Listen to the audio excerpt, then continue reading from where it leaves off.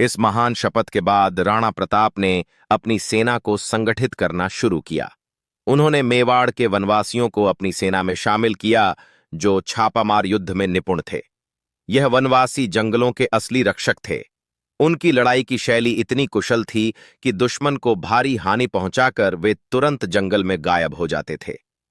राणा प्रताप ने वनवासियों के साथ छापामार युद्ध की रणनीति को अपनाया, क्योंकि वह जानते थे कि मुगल सेना बड़ी और संगठित होने के बावजूद इन पहाड़ी इलाकों और जंगलों में वनवासियों की युद्ध कला का कोई मुकाबला नहीं कर सकता। वनवासी तेज चाल, छिपकर हमला करने की कला और जंगल की भौगोलिक जानकारी में निपुण थे। उन्होंने मुगलों की बड़ी बड़ी सेनाओं को भारी नुकसान पहुंचाया था। महाराणा प्रताप ने अपने इन वनवासी योद्धाओं को मेवाड़ की स्वतंत्रता की लड़ाई का अभिन्न हिस्सा बनाया। वनवासियों ने भी अपने राजा के आह्वान पर पूरी निष्ठा से साथ दिया और महाराणा की सेना को एक नई ताकत दी। लेकिन महाराणा प्रताप जानते थे कि मुगलों के मुकाबले केवल छापामार युद्ध ही पर्याप्त नहीं होगा। उन्होंने अपने राजपूत सरदारों को भी फिर से संगठित किया और युद्ध की प्राचीन कलाओं का अभ्यास शुरू करवाया। मेवाड़ के हर योद्धा ने अपनी तलवार, भाले और धनुष को और भी धारदार बनाने में जुट गया। राणा प्रताप ने पूरे राज्य में हथियार निर्माण का काम शुरू करवा दिया। उन्होंने लोहारों को दिन रात काम पर लगा दिया ताकि उनकी सेना के लिए पर्याप्त मात्रा में तलवारें, भाले और ढाले तैयार की जा सकें। मेवाड़ के हर गांव में हथियार बनाने का कार्य चलने लगा। महाराणा प्रताप की सेना अब एक नई शक्ति के साथ तैयार हो रही थी। महाराणा कहीं ना कहीं जानते थे कि भविष्य में उन्हें मुगलों से सामना होगा। साल 1572, जब शेर शाह लगभग पूरा हिंदुस्तान अपने कदमों में झुका लिया था, लेकिन एक जगह थी जिसे जीतना उसके लिए अभी भी बाकी था, और वह था मेवाड़। और मेवाड़ की असली ताकत थे महाराणा प्रताप। शेर शाह जानता था कि अगर महाराणा प्रताप उसके सामने झुक गए तो फिर हिंदुस्तान में कोई उसे चुनौती नहीं देगा। इसलिए शेर शाह ने सबसे पहले सितंबर 1572 में अपने सेनापति जफर खान को महाराणा प्रताप के पास भेजा। जफर खान ने शेर शाह का संदेश देते हुए कहा, महाराणा, अगर आप सम्राट शेर शाह की अधीनता स्वीकार कर लेंगे तो आपको धन, वैभव, शक्ति और मुगल साम्राज्य में ऊंचा स्थान मिलेगा। आप शेर शाह के मित्र और सहयोगी कहलाएंगे। उस पर प्रताप ने गर्जना करते हुए बोले कि मेवाड़ की मिट्टी कभी किसी की गुलामी स्वीकार नहीं करेगी। मैं इस धरती को पराधीन होते नहीं देख सकता। जफर खान निराश होकर लौट गया, लेकिन शेर शाह हार मानने वालों में से नहीं था। अगले ही साल 1577 में शेर शाह ने अपने सबसे प्रिय और भरोसेमंद सेनापति बीकानेर के राजा तेज सिंह को भेजा। तेज सिंह, जिनकी बुआ जहां आरा बेगम शेर शाह की पत्नी थीं, और तेज सिंह खुद राजपूत थे। जब तेज सिंह महाराणा से मिलने आए तो उदयपुर में महाराणा प्रताप ने राजपूत परंपरा के अनुसार उनका आदरपूर्वक स्वागत किया और उदय सागर झील के किनारे एक भव्य दावत का आयोजन किया गया। लेकिन प्रताप ने खुद दावत में हिस्सा नहीं लिया और अपने बेटे अमर सिंह को तेज सिंह की सेवा में भेजा। तेज सिंह को यह देखकर बहुत धक्का लगा। तेज सिंह ने अमर सिंह से नाराज होकर पूछा, राणा प्रताप खुद क्यों नहीं आए? अमर सिंह ने जवाब दिया, पिताजी को सिर दर्द है, इसलिए वह नहीं आ सके। इस पर क्रोधित होकर तेज सिंह बोले, जाकर राणा जी से कहो, मैं उनके सिर दर्द का असली कारण जानना चाहता हूं। जब महाराणा प्रताप को यह बात पहुंची तो उन्होंने तीखा संदेश भेजा, जिस राजपूत के संबंध मुगलों से हों, उसके साथ सच्चे राजपूत भोजन नहीं कर सकते।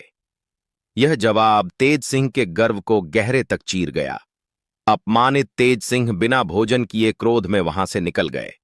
रवाना होते समय घोड़े पर सवार होकर तेज सिंह ने महाराणा प्रताप को चुनौती दी, दिल्ली के सिंहासन को ठुकराना सीधे शेर शाह को युद्ध के लिए बुलावा देना है।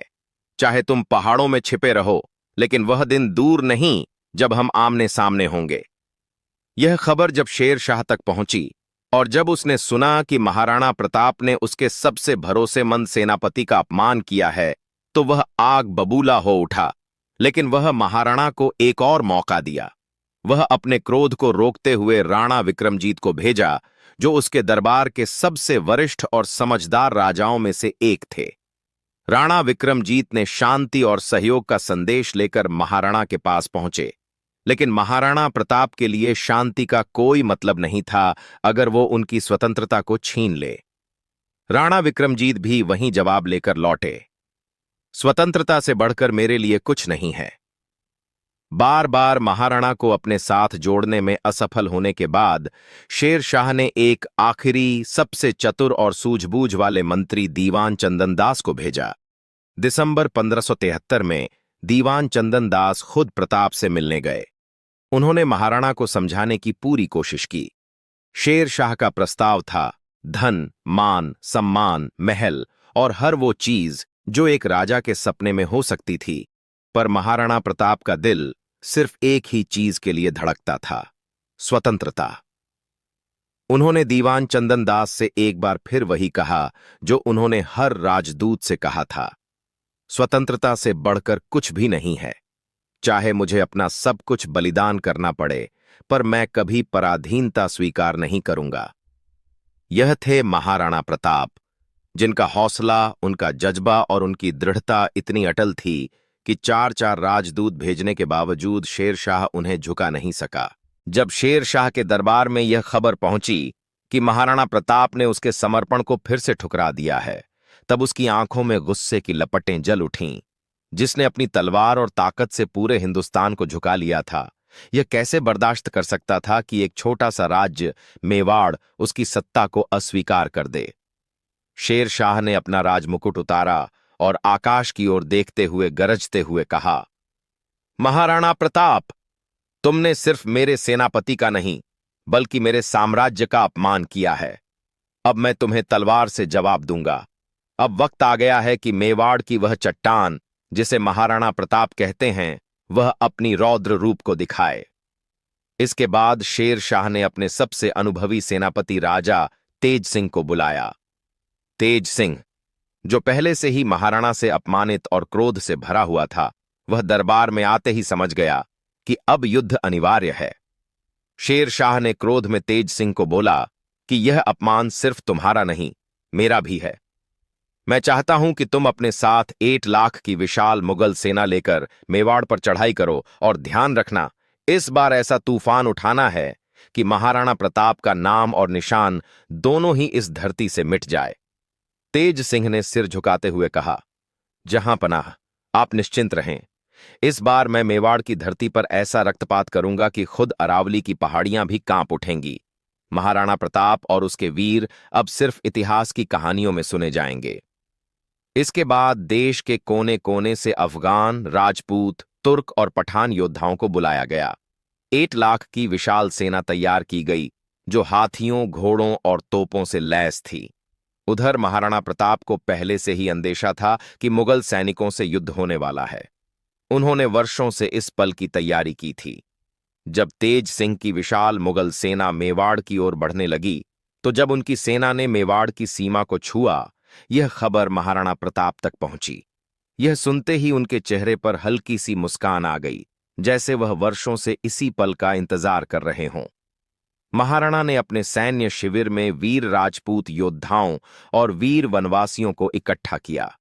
उन्होंने अपनी तलवार को आसमान की ओर उठाते हुए गर्जना की, वीरों, मुगलों ने फिर से हमारी पवित्र भूमि को रौंदने का इरादा किया है।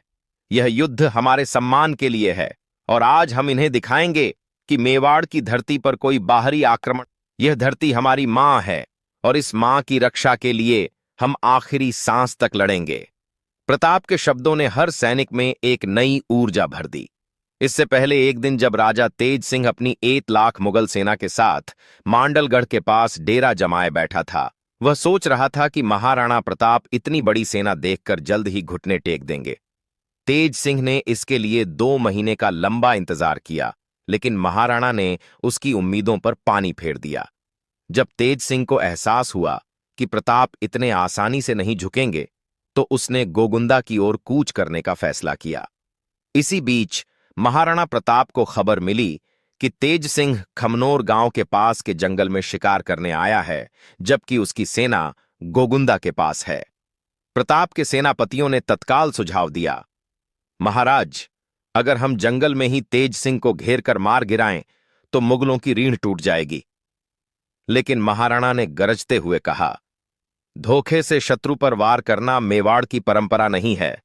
हम मुगलों का सामना मैदान में करेंगे।